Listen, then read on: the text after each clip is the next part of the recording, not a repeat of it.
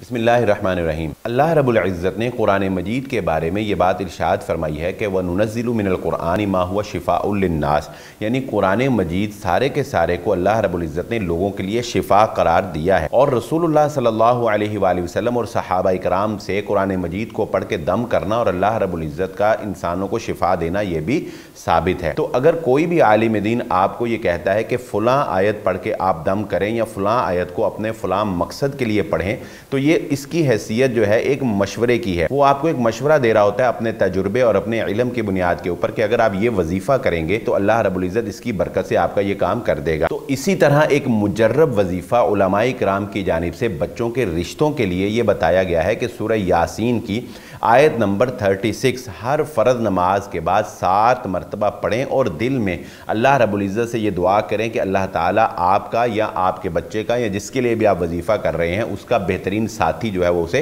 मिला दे। और अगर आप इस आयत के तर्जुमे पे गौर करेंगे तो आपको पता चलेगा कि सुब्हानल्लज़ी खलक़ल अज़वाज कुल्लहा मिम्मा तुंबितुल अर्ज़ु व मिन अनफुसिहिम व मिम्मा ला यअलमून। तर्जुमा भी यही मफ़हूम अदा करता है कि ए अल्लाह, तूने हर चीज़ का जोड़ा बनाया है, हत्ता कि इंसानों का भी जोड़ा बनाया है। तो दिल में अल्लाह ताला से ये दुआ करें कि अल्लाह ताला हमारा जोड़ा जो है वो हमसे मिला दे। और 7 के अदद को कुदरत ने एक ख़ास अहमियत दी है। आप देखिए, अकीका 7वें दिन है, गाय में हिस्से 7 हैं, तवाफ़ के चक्कर 7 हैं, ज़मीन आसमान 7 हैं, हफ्ते के दिन 7 हैं। 7 का अदद जो है वो बहुत सी चीज़ों में कुदरत ने यूज़ किया है, इसलिए उलमाए किराम इस 7 के हिस्से को तरजीह देते हैं। तो ये वजीफ़ा जो है ये ज़रूर करें, अल्लाह रब्बुल इज़्ज़त आपके लिए आसानियाँ फरमाए। और ये वजीफ़ा एक मुजर्रब वजीफ़ा है, बहुत से लोगों को हमने बताया और अल्लाह रब्बुल इज़्ज़त ने उनको बेहतरीन